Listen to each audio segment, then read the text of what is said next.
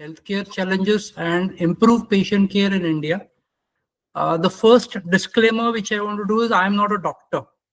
Okay, I have worked in this pharmaceutical industry for over 30 years.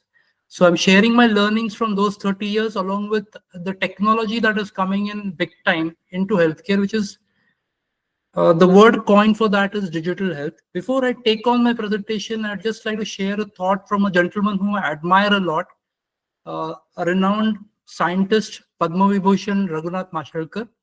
An innovator is one who does not know it cannot be done. He's an amazing gentleman who's 82-year-old. He's there in almost every piece of science that we know in India today. And coincidentally, we both belong to the same city currently. He's from Goa, actually. I'll touch base on four different areas. One is what is digital health. I'll just try to keep it brief on that front. What are the challenges which are related to healthcare in India? Then what are the challenges related to health per se of an individual? And in which way can digital health solutions help on these fronts? I am aware that I've been allocated 40 minutes, so I'll try to keep my presentation crisp in that time span. When we say digital, now it has become a word that is almost everywhere around us. It is all becoming all encompassing. It is there. It is all pervasive. It has become ubiquitous. So we find digital per se. When we say 25 years ago, probably we wouldn't have thought of this explosion that has happened on the digital front. But today, when we see this world of digital, it is now, we have become a part of this world now. So when we say so many fronts, how can health be left behind? When we say digital health, there are different terms which are associated with digital health, and they have evolved with time. The first term which was coined was e-health. This was in the 1990s when the electronics world was booming, the computer world was booming, and the word and a prefix with e had become an in thing at that time. Example is email. So the first terminology that came into picture was in the 1990s called e-health. But then slowly and steadily it evolved when mobiles started to become a big part of our life. And around 2005, 2007, the term which came into vogue was m-health. M naturally stands for mobile, and mobile is to become a part of our life. And they see a lot of role of mobiles also coming into health. So m-health was something which was coined in 2007. And when we see 2005, this has been slowly being replaced by a word called digital health.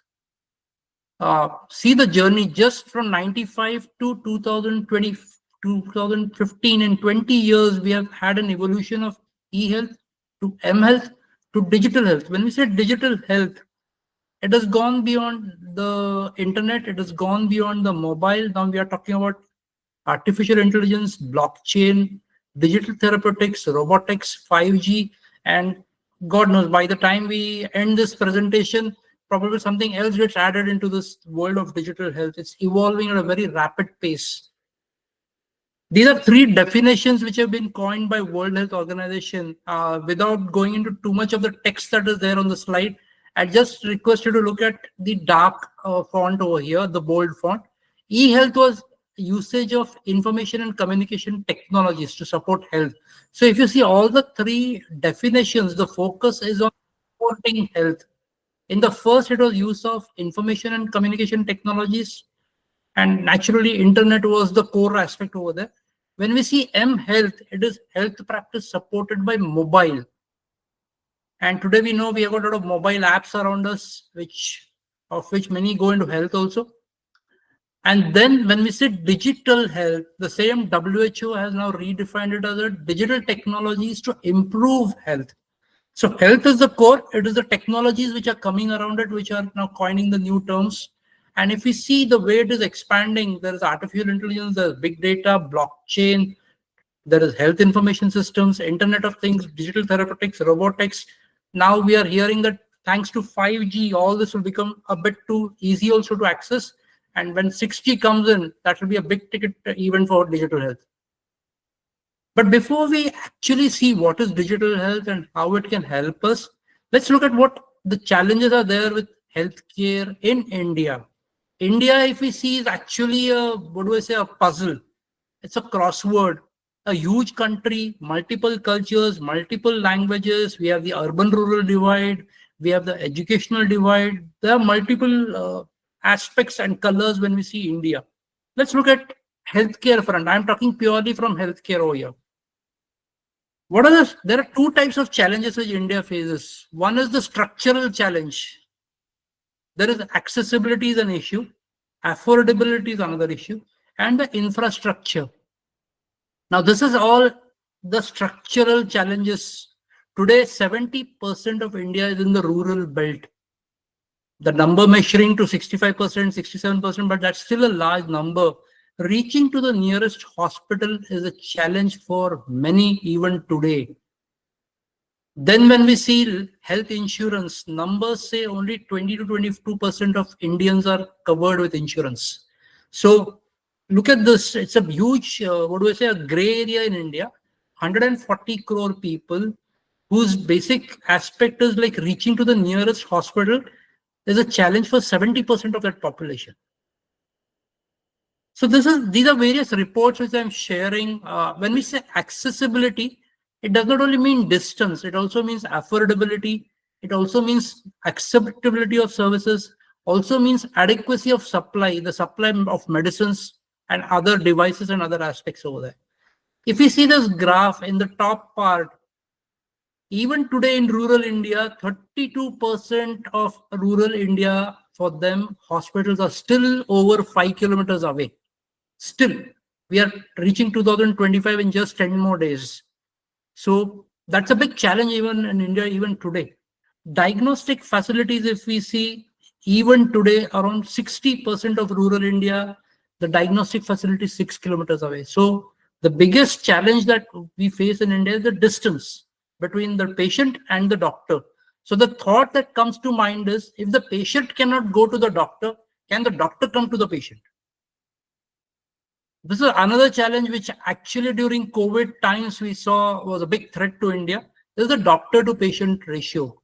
If you see the map over here, the green part, the dark green indicates where the numbers are good. Maharashtra downwards, the numbers are good. But when we go up north, the numbers are not so consistent. WHO defines that the doctor to patient ratio should be 1:1000 or below that. The green belt, which is Maharashtra and South India, the numbers are adequate. But when we go to the north or the northeast, the numbers are not so consistent with the required WHO norms. In fact, a study which has compared how many years will be required for a state to have one doctor for every 1,000 patients, it was found that Jharkhand will require 87 years to reach this number. So there is a huge disconnect when we even see India, when we divide into India into the four zones, north, east, west, south. Another aspect which is gray area in India is the nurses per 1,000 population. India has 1.96 nurses per 1,000, whereas the WHO norm is at least 3 nurses per 1,000.